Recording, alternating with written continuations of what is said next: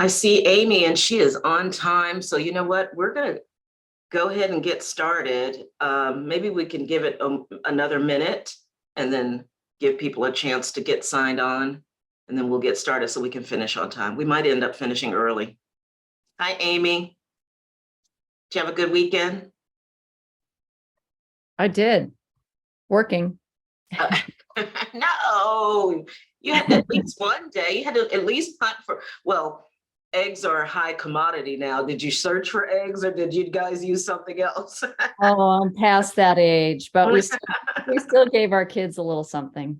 That's good.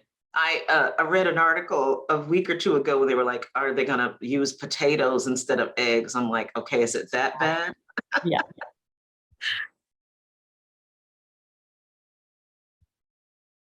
All right. Well, we're going to go ahead and get started. I guess people will jump on as they remember today is broker chat. I forgot it was right after Easter. We probably should have shifted the Monday, but that's okay for those of us that did work. So welcome to Broker Chat, the day after the holiday weekend. We had a trifecta. We had Ramadan, we had Passover, we had Easter all in the same weekend, which I don't know that that's ever happened before, but that kind of happened this weekend. So hopefully everyone had a safe and wonderful, enjoyed family, that kind of stuff. I did. I ate all the things I don't normally eat. And so I'm a little tired and bloated. So I'll be fasting the rest of the week.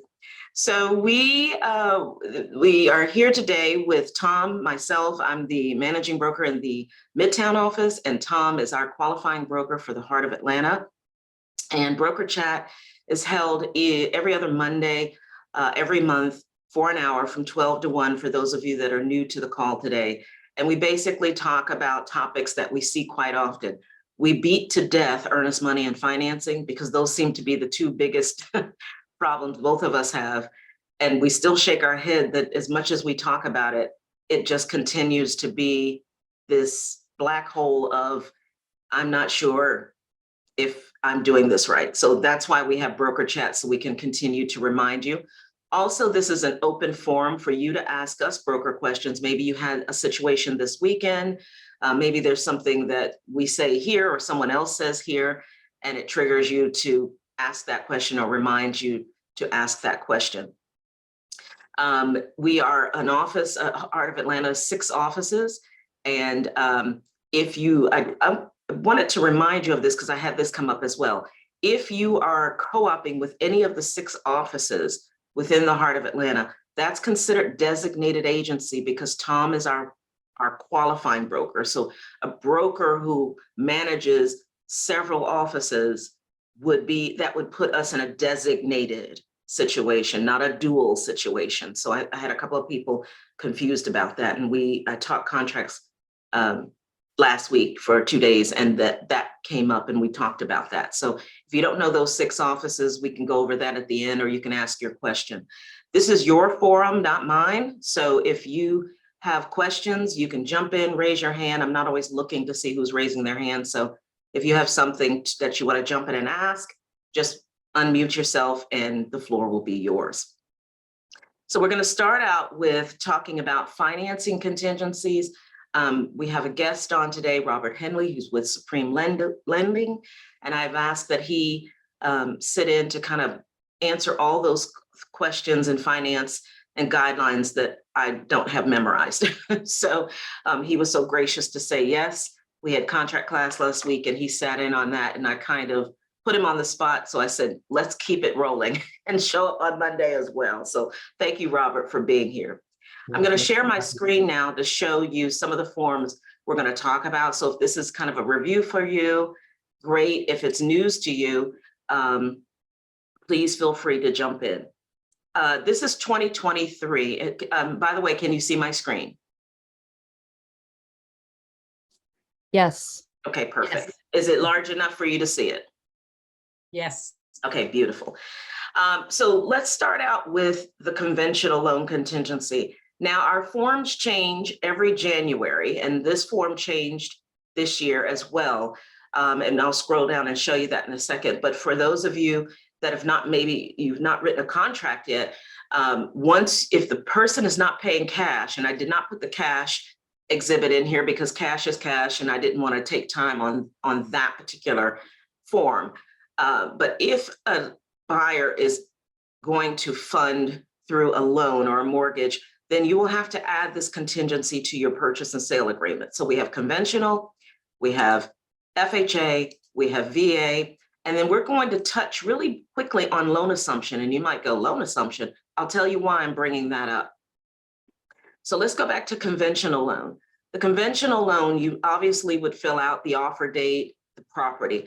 But what's important that I wanted to point out that changed in the contingency form this year is the fact that when we scroll down, number 3 and 4 have been revised. In the past, we had a financing contingency paragraph and we had an appraisal contingency paragraph. And now that's been combined into one, which I quite like. Before, you had to figure out how many days did you need from binding for financing and how many days you needed for the appraisal from binding. And basically, it makes more sense to just put the amount of days you need for all of the financing, because the appraisal process is part of the financing. So now, instead of having 2 different dates, when I would teach classes, and Tom probably went through this as well, people would ask, well, what's a typical time? Usually they would use the word normal. We don't use the word normal. You need to say typical, because there's nothing normal about real estate, but there are some things that are typical. And so typical would be 7 days, 21 days, 14 days, 30 days. It's really up to you having a conversation with your buyer and the lender. Sometimes the lender will advise you, I'm going to need more than 7 days, or I'm going to need more than 14 days because we're a little bit behind in underwriting, or we're a little bit behind in appraisals, things of that nature. So don't take it upon yourself to just put a date in there that would limit your buyer and possibly put their earnest money in jeopardy. So number 3 talks about the length of the financing contingency. Here you would put how many days, whether that's 21, 30. Again, have that conversation with your team being your lender and your buyer, and then figure out what should go there. Also, pay attention to the fact that we've entered holiday season. So we just finished the Easter weekend. This is April. May, we've got Memorial Day. June, we've got Mother's Day and Father's Day. May is Mother's Day, June is Father's Day, and that's not really a bank holiday, but people are out of town, they're going on vacation. And then of course, July, we have 4th of July and so on and so forth. So please always watch your calendar to make sure you are not shortchanging the buyer because of federal holidays that the bank would be closed, or that the appraiser would not have an opportunity to work on that day in order to get the appraisal done. Just keep that in mind. And then number 4 was changed, not really changed, but added to say length of time for the buyer to request a price reduction in the event the sales price or the appraisal comes in lower than the sales price on the contract. So you want to pay attention to that and say, and put in here how much time that seller needs to get back to you to give you that from the binding date in the event that that appraisal comes in lower. Also, the other thing is, in a conventional loan, this changed maybe 2 or 3 years ago, I can't remember now, but the buyer may apply for different loans. That's always been the case. You can always apply. But with the conventional loan, sometimes you might have someone start out at conventional. So it was really popular for a while, 100% conventional loan. I don't hear that as much anymore. And so maybe someone didn't qualify for VA, they weren't a vet and they couldn't use VA, but conventional had 100% loan. But then let's say they didn't qualify that and they said, okay, I'm going to switch to FHA. In the past, that person was able to do that as long as you amended the contract and so on and so forth. The problem was the agent forgot to amend the contract. They would just say, oh, we're switching from conventional to FHA. Well, FHA and conventional are 2 different animals as far as there are different fees that are involved with an FHA and VA that are not involved with a conventional loan. So you really want to amend the contract. So you'll notice here I've highlighted that if a buyer is using a conventional loan, they don't have the right to apply for an FHA or VA or a USDA. USDA is not that prominent in the metro area, but maybe south of Atlanta and more along the coast in rural areas. But you can amend this agreement where the contingency, the conventional contingency would no longer be in place, but that's a mutual agreement between the buyer and the seller. So if the seller says, okay, if you've got to come out of this conventional situation and go into an FHA situation, that has to be a mutual agreement. You don't just get to do that because you want to. Before that was the case. And so then that buyer might go out and try for the FHA and not be approved for that either. And then say, oh, well, you know what? I wasn't approved for the FHA, give me my earnest money back. So the contract committee has tried to fix that by adding this language in here and making that very clear when it comes to the conventional loan. Any questions so far about all that mouthful I just said while I sip a little coffee? So in other words, technically, if the seller, let's say something had happened and they decided they wanted to get out of the deal but don't want to give earnest money back, can they simply deny that amendment, I guess, or say that you're not sign the amendment, say, no, we're not okay with the FHA loan or whatever? Look at it like this. VA and FHA sometimes require the seller that they have to do certain things that the conventional loan doesn't. So it has to be an agreement. The seller said, you won the bid for my house because you were doing a simple conventional loan. When you decided to go a different route, that changes maybe the dynamic for the seller. It definitely changes it for the buyer, but in an FHA and VA, it may change the dynamic for costs that the seller wasn't planning for, that the contract says the seller must do. Does that make sense? It makes perfect sense. Thank you. I hear someone chiming in. No? I have another Go ahead, question. Amy. So you were saying that something had changed, but I don't see a change. The length of time for buyer to request a reduction in the sales price based on a low appraisal. Is that just a longer way of what we used to call the appraisal contingency? No, the appraisal contingency is now part of number 3. As far as your days, if you're talking about your length of days, we still have, let me scroll to it. We still have an appraisal contingency. That didn't change. The only thing that changed is you don't have a line here to put how many days your appraisal contingency is. Remember that? Right. Yeah. So you notice the line is gone because they've combined it. Let me scroll back up and not make you dizzy to number 3. So appraisal and financing have become married into one sentence, and that highlighted area is how many days you would need. So then 4 is what? 4 is if the appraisal comes in low, and then this is the time period for the buyer to request the reduction. Okay, so I hear what you're saying, but the important thing about the appraisal is if we need to make any changes, and that's in number 4. Yes. So let's pretend we put 14 here, and let's say on day 10 or maybe even 14, you find out that the appraisal, let's hope you don't wait till the last, that the appraiser doesn't wait till the last minute. But let's say that happens. Then number 4 tells you how many days from binding. So if 14 is here, you probably have something like 15, 16, anything beyond 14 here, because it's from the binding date. Okay, so I mean, in this market, I'm getting my buyers all the way through underwriting. So I'm going to put 0 for 3, but then 4 is going to be whatever the lender says, however fast they can get back the appraisal. Right. And tell me why you're putting 0 under number 3. Because they're all the way through underwriting. So you are making offers with no financing contingency. Well, I mean, I hope I'm doing this right. I'm trying to show the seller that we're all the way through underwriting. The loan has been approved. Okay.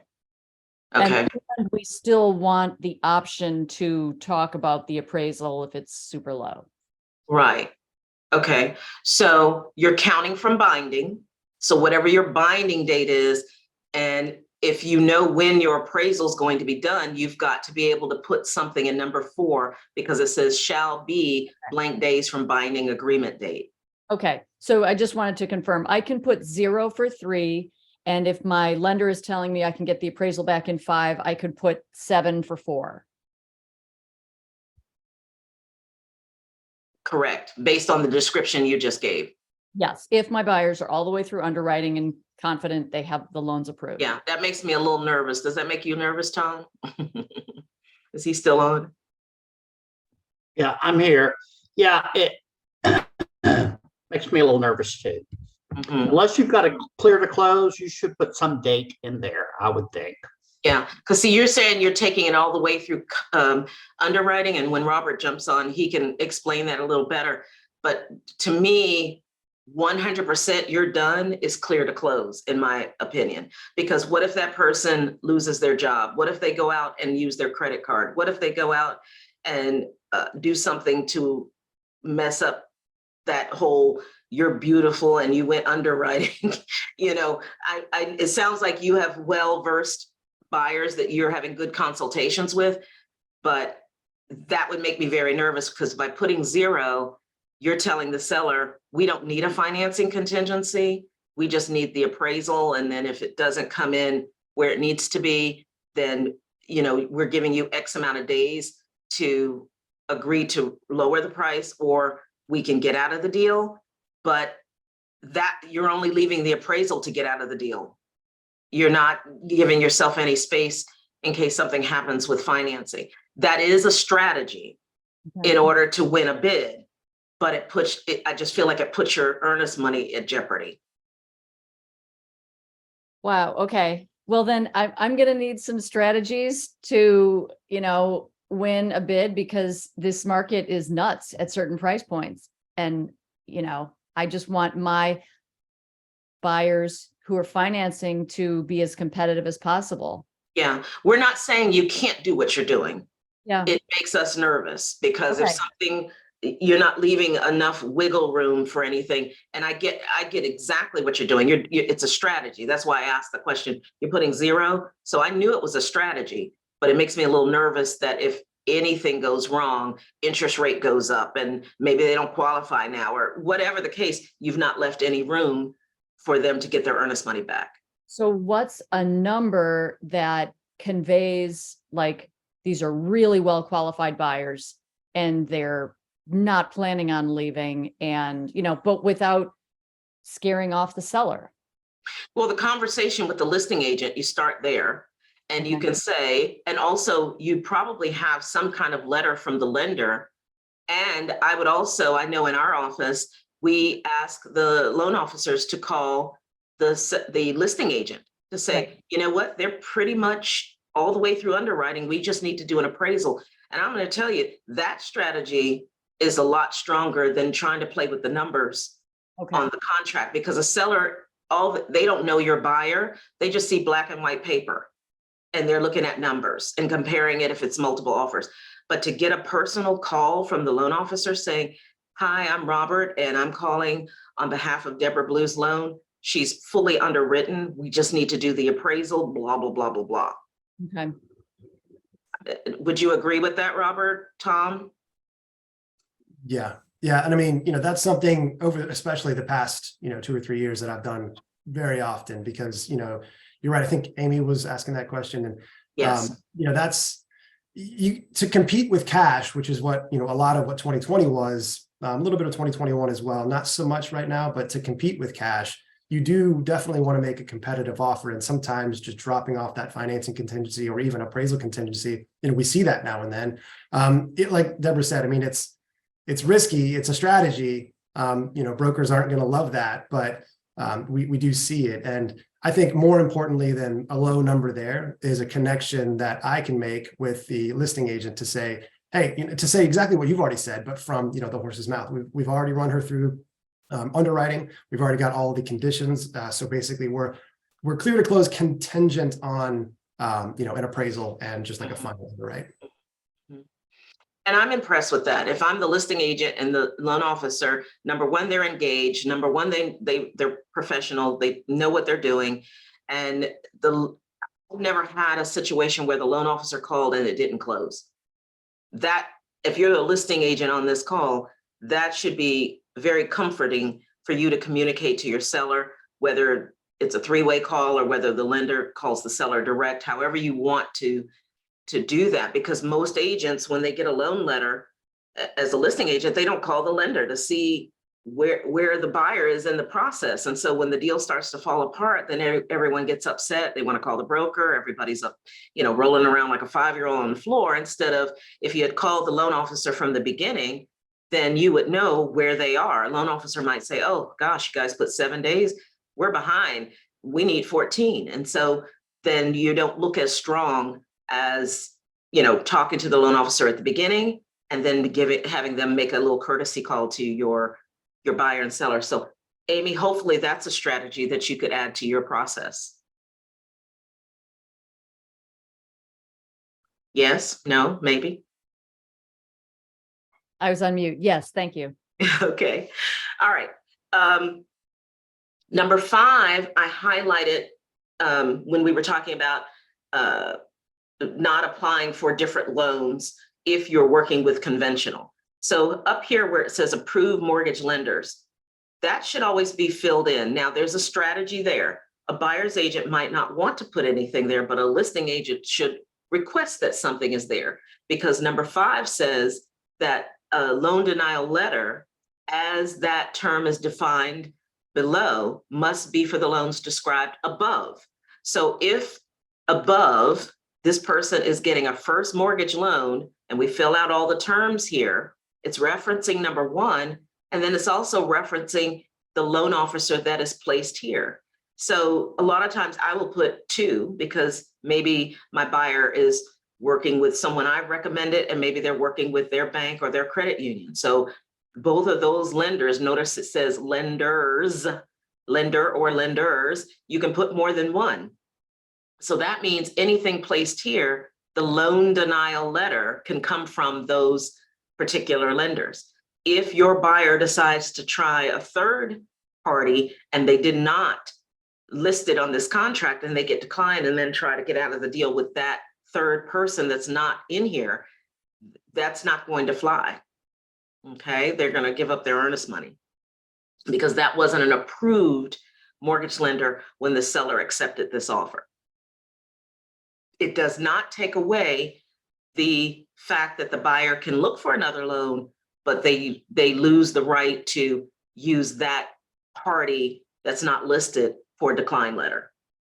Okay, unless the second part of this, you amend the agreement to add FHA, VA, or USDA, which you probably won't do very often, contingency to this contract, in which case, in parentheses here, it says the conventional loan contingency shall no longer be part of this agreement. So we're not going to flip back and forth. We're not going to go FHA. Oh no, let's go back to conventional. Oh, conventional, let's go. It's conventional. You won the bid. Then you realize you can no longer do conventional for whatever reason. And the lender says, I can get you through on FHA. You would amend the contract to say, we're no longer doing conventional. We're now adding the FHA exhibit with an amendment, and the form, of course, filled out properly.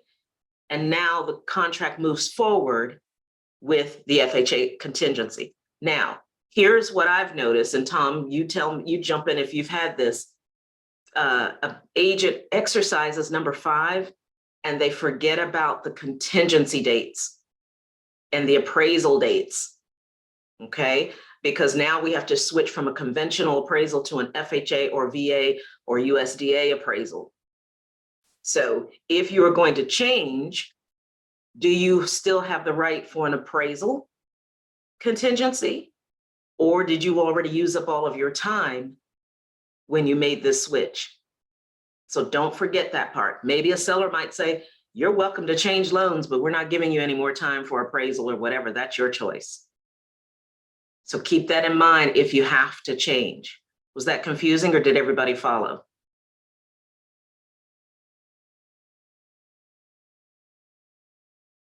Everybody being all 5 of us. Not confusing. Good. All right. Tom talked about this last class, I believe, number 6. And this has always been in the contract, but I think it's overlooked. Number 6 talks about the buyer to notify the seller of intent to proceed. And I highlighted the entire paragraph because I think it's overlooked. I don't even know if it's ever done. When it is known, the buyer shall promptly notify seller of any mortgage lender to whom the buyer has sent a notice of intent to proceed with loan application and the name and contact. So if you do switch, you are also supposed to notify, and you do that with a notice form so that we have something in writing in case there's a problem. The brokers have a smoking gun in the command system to say, well, it looks like they notified you they were switching from conventional to FHA, or they were switching from, shelter to Supreme, that kind of thing. So there should be some type of notification. What happens is there's a lot of conversation in text, all of which are not admissible. So you should always send something in writing, and that's what the generic notice form is for. All right. So I know we don't have a lot of people on this call, but I guarantee you a lot of people skip right over this number 6. Okay. Any questions about that? And then, of course, I've already talked about the appraisal part, but I wanted to say in the financing contingency, because all of our forms, or not all, but majority of our forms have some type of time period or notification that we need to have when we write an offer. And when you have financing contingency, let's say the loan officer calls to say, I don't think we're going to get this done. They're going to be denied, and the financing contingency is over. If you read paragraph 7, it says you still have set a 7-day period to provide that loan denial letter, even if it's outside of the financing contingency period. So if your financing contingency period ended on day 14 from binding, you still would have until, let's call it the 14th, you'd have the 21st to be able to give the listing agent and the seller a loan denial letter in order for you to get your earnest money back. If you let this go beyond that, you've waived that. And now the earnest money belongs to the seller. Did you guys know that? When I teach contracts and I bring this up, no one ever realizes this. And this has been here as long as I can remember. It's been quite a few years. I'm not quite sure if it was always from the beginning, but it's always been in there. So just remember that. And you might have to point that out to someone if they go, oh, no, foul. No, as long as I get that letter. So loan officers have to be on top of their game, because you don't always get that loan denial letter as soon as they tell you. So, because they're busy or whatever the case may be. Okay.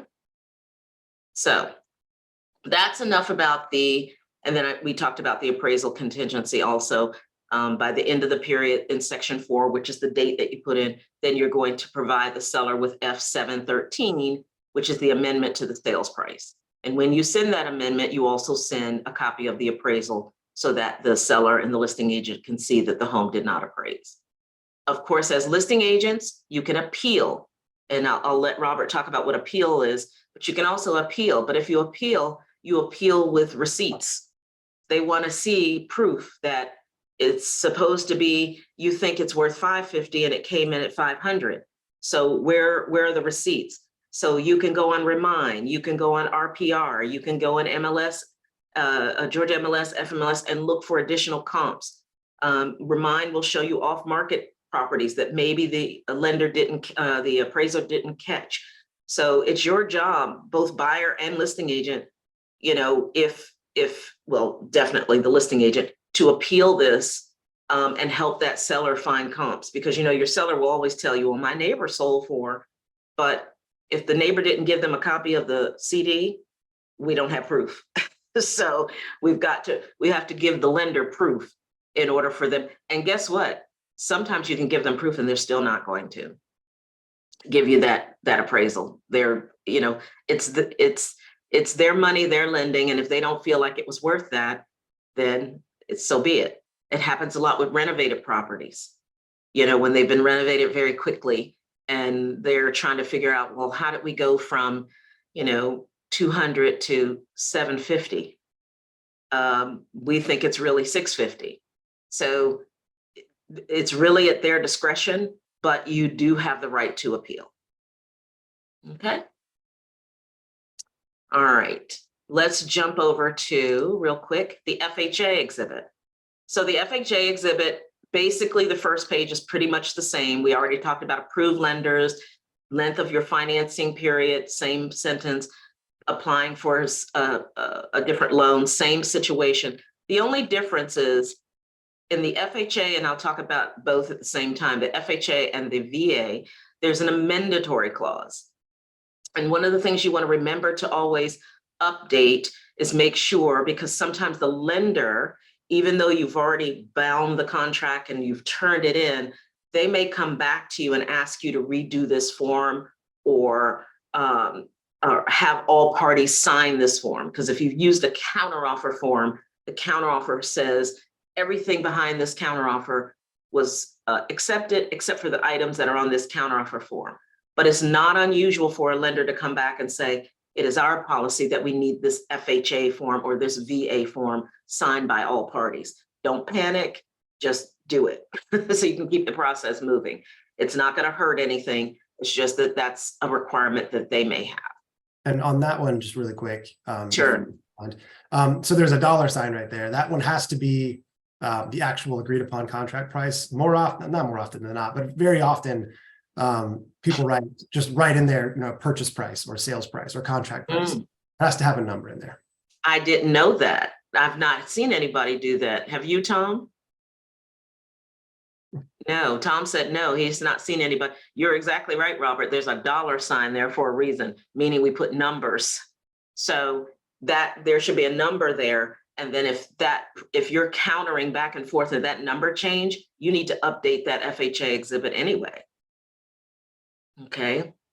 And then the last sentence says, this amendatory clause shall apply even when the financing contingency period has terminated. So basically that person is protected all the way to the end of the financing contingency.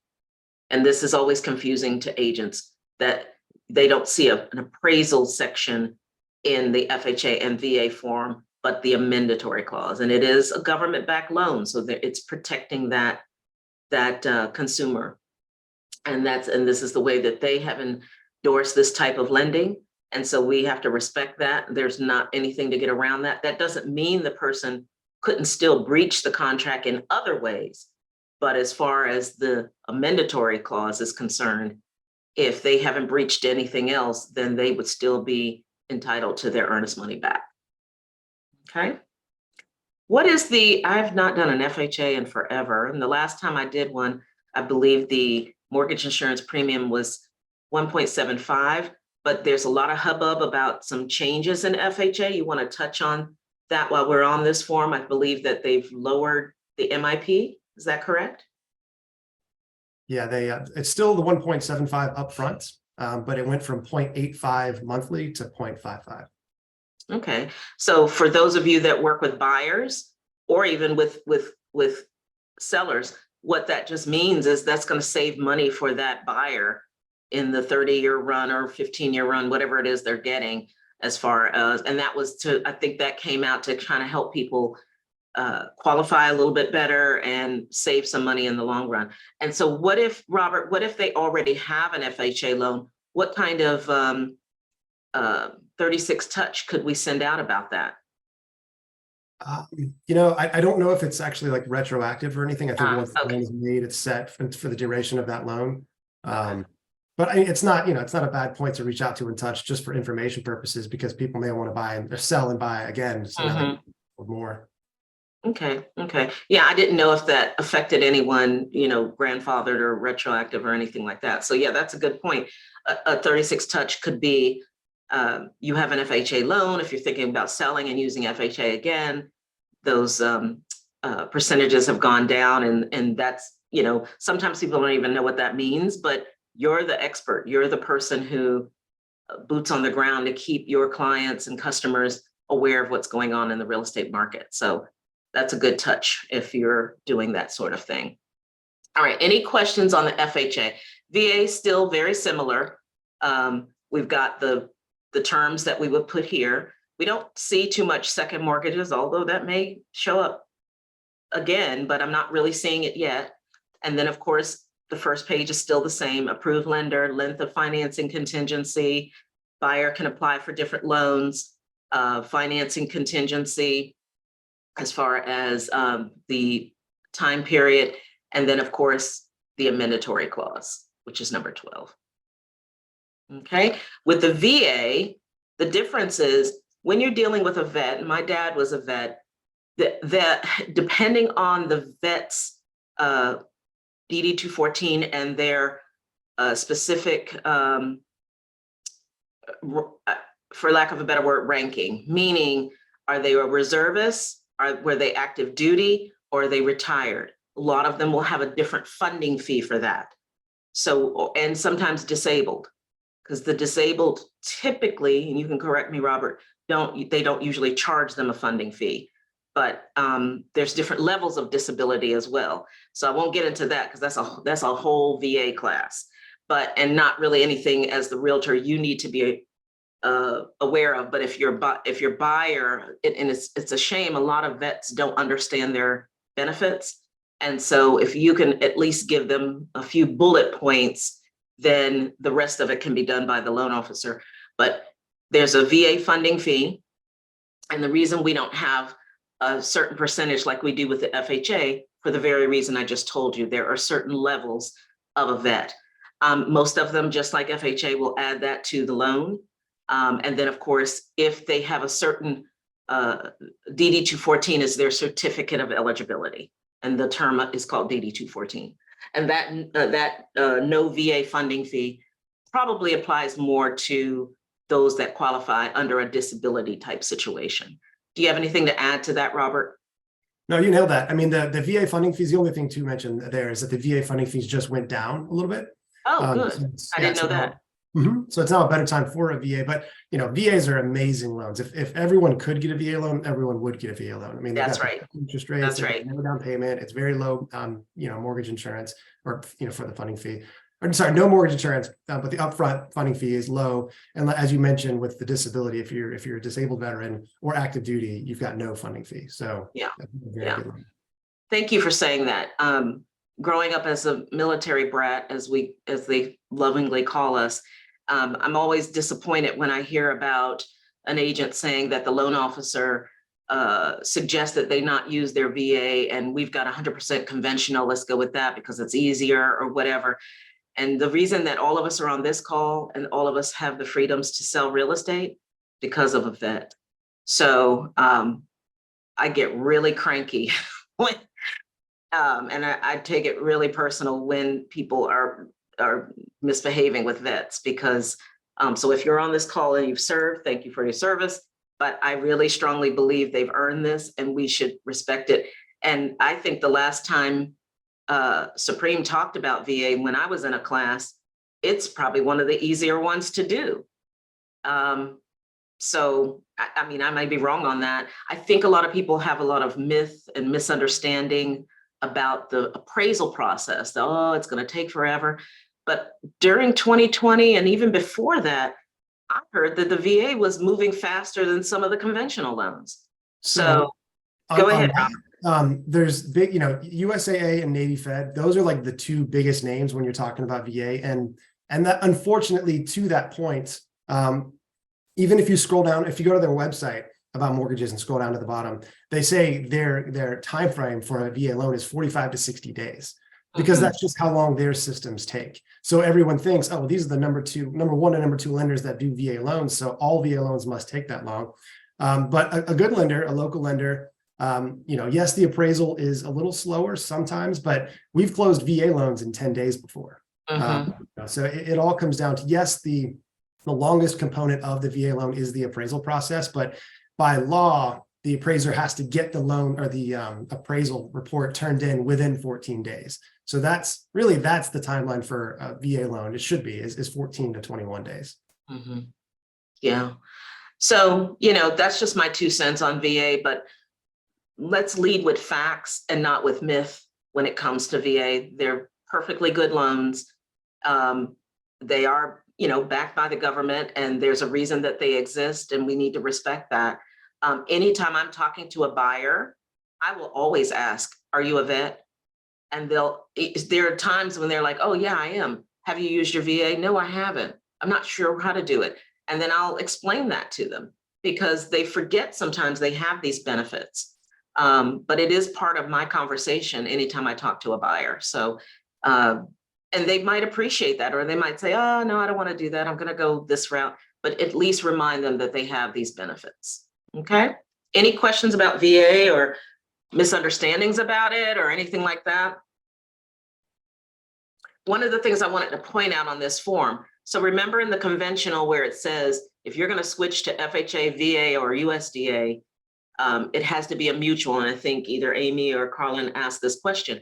Well, remember when I said the reason why it needs to be mutual, because the VA and FHA have certain things the seller is required to do. So it says certain repair is paid by the seller.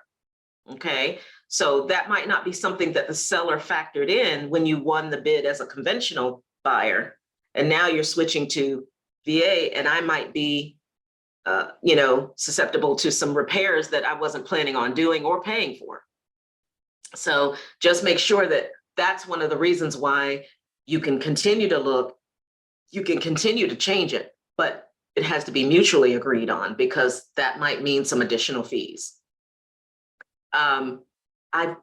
Correct me, Tom, if I'm wrong on this.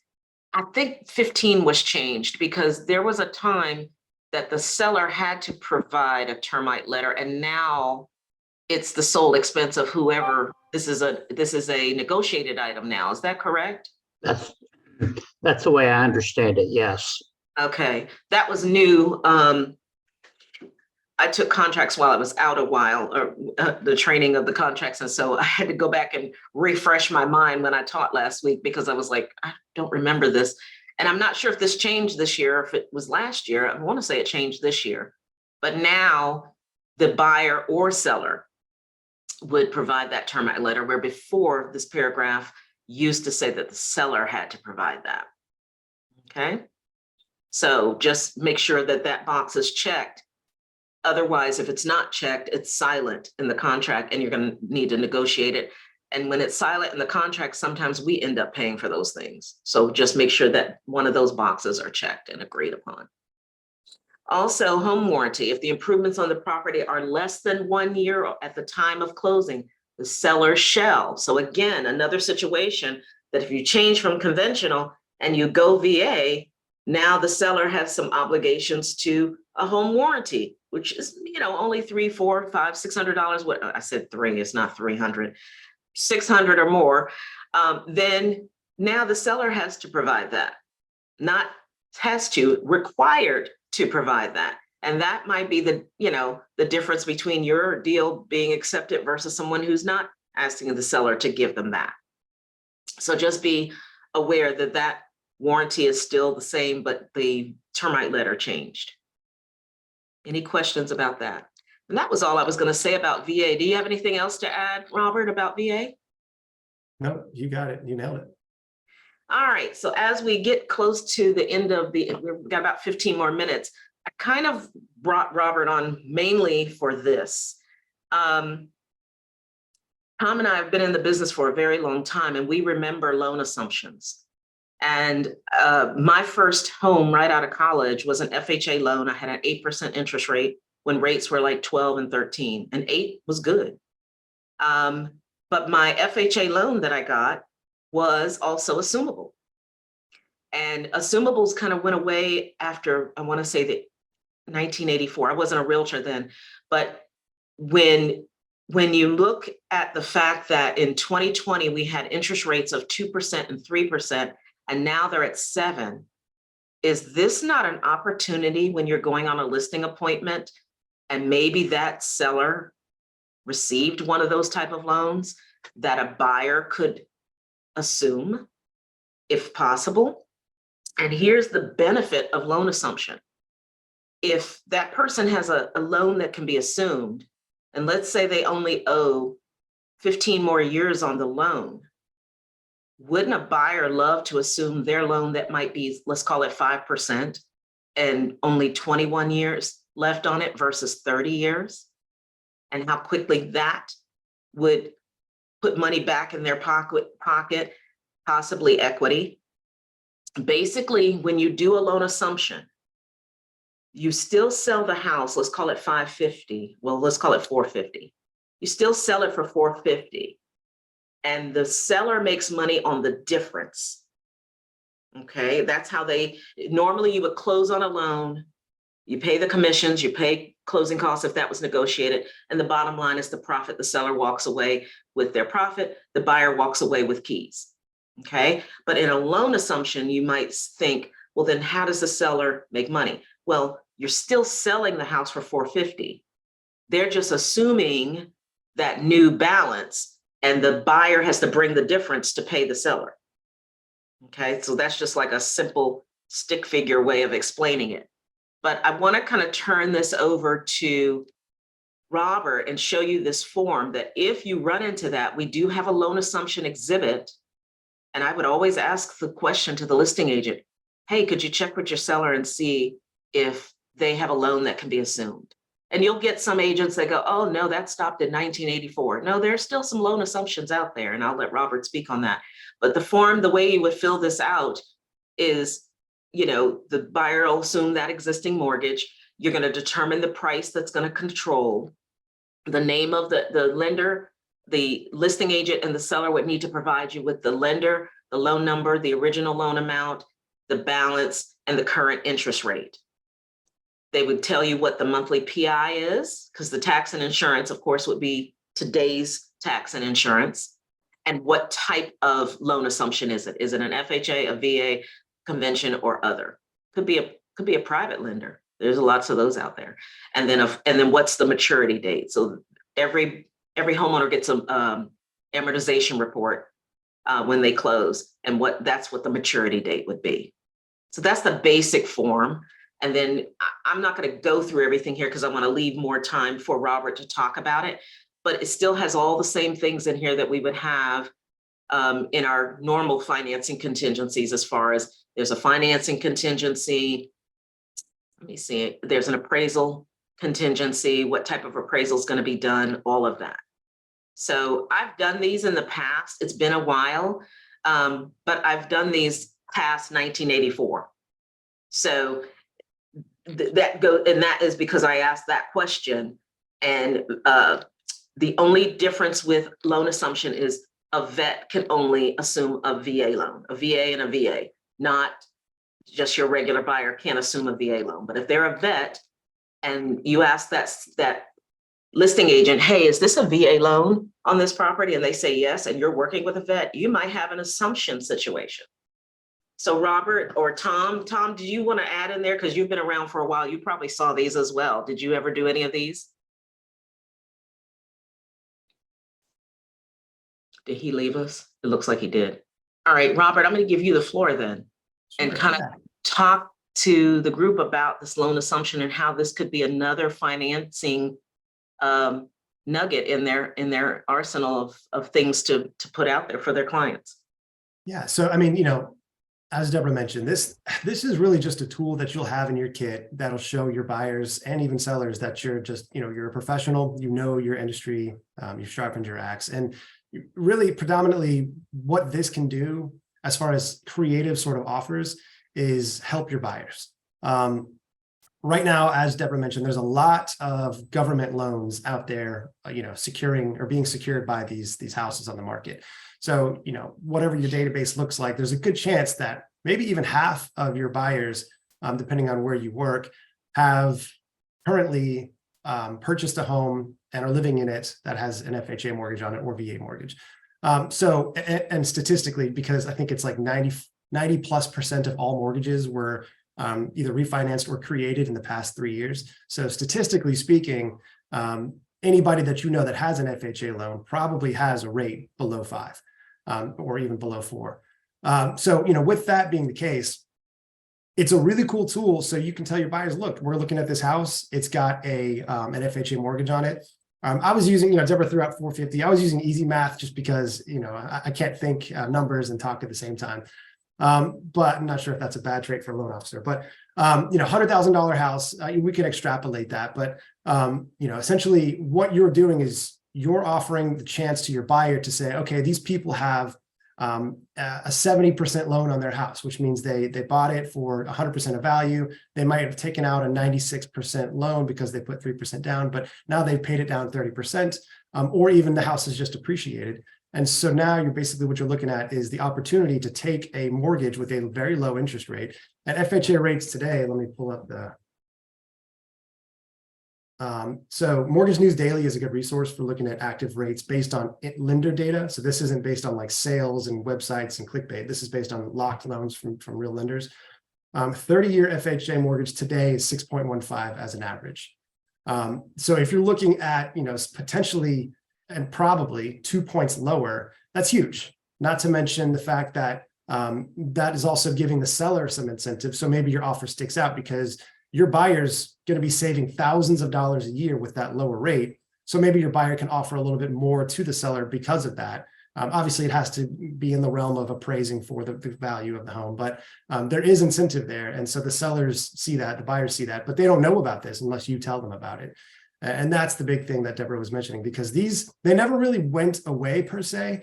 People just stopped talking about it because you could always get a 3% or a 4% rate. Why would you talk about assuming a loan if it's easier just to get a mortgage from a lender and close in 14 days? Why would you want to have the seller reach out to their lender, fill out this assumption contract form? Not that it's difficult to do that, but it was easier just to make a new mortgage. But now that conversation is coming back into play, and sure, rates are coming down, but they're not going to go back down to where they were. So assumptions now and knowing about them now are going to be useful for your business and for your clients moving forward. Robert, I have a question, please. So the thing with an assumable loan is, yes, their value may be lower, but their offer price may be higher. Is Supreme a company that will assume a second position in lending when it comes to loans? Because the first loan that they're assuming is going to be in the first position for tax purposes, and whoever the second loan is going through would have to agree to be in that secondary position if default were to happen. So that's the caveat. Well, that's the thing that we have to come up against. So will Supreme assume a second position and then do the lending on that other half of the loan that is the difference between the list price and the assumed price? That's a great question, and you asked it very well too.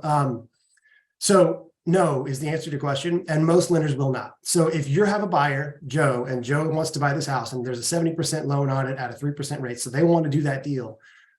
Joe has to agree with the seller to take that 70% mortgage, but now there's a gap, a 30% gap between the loan amount and the purchase price. Joe has to close that gap. Does he have $30,000 to do that? Maybe, or maybe he doesn't. So maybe what he'll more likely have to do, and this is the answer to your question, is he'll have to reach out to Symmetry or Quorum or TCF or Georgia Zone, just a HELOC company that will create what's called a subordinating second mortgage.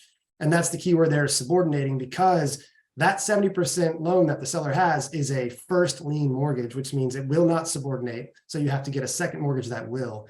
That was a great question, because that's a big point to this. And second mortgages typically are interest only and they're adjustable. So that is a talking point where some people may have some friction up against that, but it's not any more or less difficult. You can get a second mortgage done in 2 or 3 weeks. It doesn't make it an impossible hurdle, but it is definitely something to take in consideration. Thank you. Good question, Mika.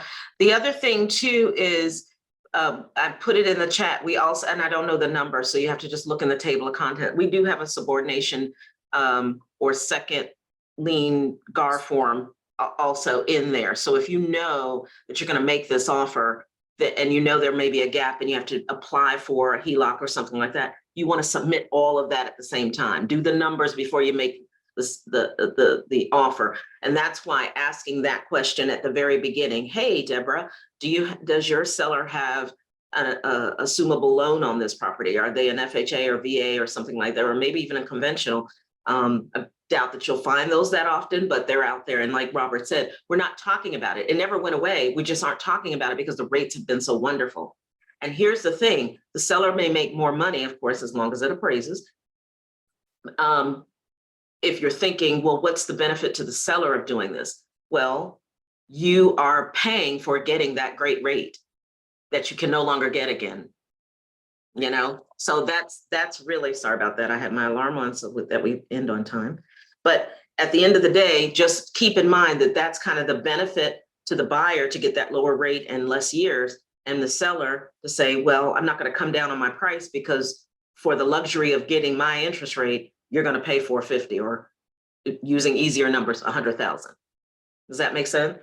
Any other questions about this while we have Robert on it? I just think it's something that I thought I would bring up because many of you were not in the business when this existed, or what I shouldn't say existed, it's always when it was popular. And I don't want you to miss any opportunities when this is going to come around again and you've got another tool in your tool belt to use. I heard a voice. Yeah, and this is Joel. Question Joel. is, how you doing? Is there any risk to the seller as far as having someone assume the loan and actually still being connected to that particular loan? That's a great question. And I think, so Deborah explained this really well last time in the class last week. So I'll let her talk about the release of liability that comes into play there. So Joel, the term is called a release of liability. And what'll happen is when you get ready to, there's two ways to do this, and it has a lot to do with the lender as well. If there's the ability to release the liability, that's going to be signed at the closing to say, you've assumed my loan, it's successfully appraised, and now I'm releasing liability, because what you want is release of liability so that the seller doesn't have that on their back. Sometimes they may have to keep that liability for 6 months, 3 months, whatever the case may be. And then the release is signed later, but I like a release right there at the closing. And majority of them can release at the closing. So yes, there is some risk if it's not done properly. So those are questions you would also ask the lender. Can we have a release of liability at closing? So that's another question. So thank you for bringing that up, because I forgot about mentioning that. And another thing to mention Thank you. on that note is for the release of liability. And when we're saying lender here, we're talking about the seller's current lender servicer. We're not talking about your loan officer working with your buyer. This is all going to be the lender that currently holds the mortgage on that property. The other thing in conjunction with that release of liability is that the seller must have 75% loan to value. And another way to say that is 25% equity on the house. Chances are, again, just based on math, if they bought it at least 2 years ago, the amount of appreciation we've seen in Metro Atlanta has been double digits. So they probably have at least 25% equity, but that's just something to write down and remember, because the seller won't be able to get that release of liability unless they have that equity. Thank you for reminding me on that, on that's a play as well. And the difference between years ago with assumptions, there wasn't the equity wasn't growing as fast, and we're seeing equity grow so quickly. It's another reason why I wanted to bring this loan assumption situation up again, because like I said, a lot of you have gotten in the business and never probably even heard of this or realized it existed. And it's a great tool.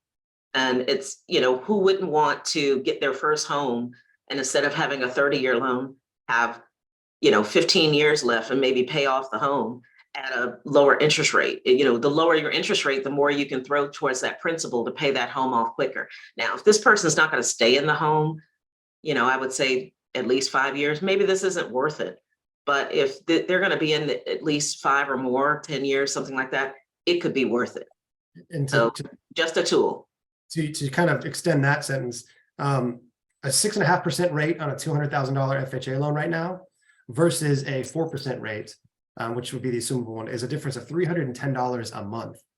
Not to mention what you were saying with each payment going more towards principal, but that's a difference of, you know, if you stay in that house 10 years, that's $37,000 that you're going to save if they did the assumable loan. So it's definitely worthwhile if possible.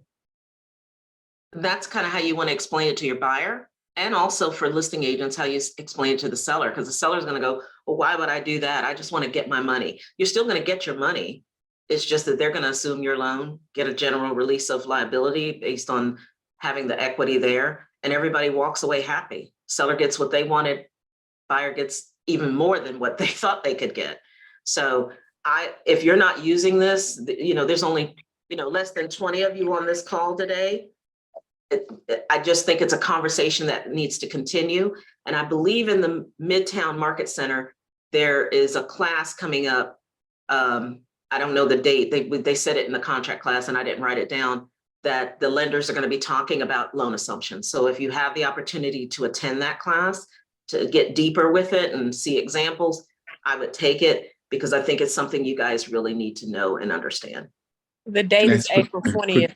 Is it April 20th? Okay, so Yeah. April 20th, you guys in the Midtown office, they will be, I'm probably gonna sit in on it just so I can see if there's anything I don't remember or whatever, because there's a lot of information and it's new for a lot of you. And for those of us that have been around for a while, it's a refresher.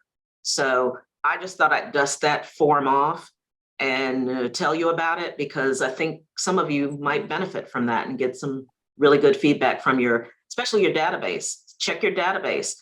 Who has a great loan that is less than 6% now that might want to sell? And here's how we can do it. Here's a strategy for marketing it. We need ask to a quick- see more of that in FMLS and Georgia MLS. Can I ask a quick question? Sure. Deborah, it's Joel again.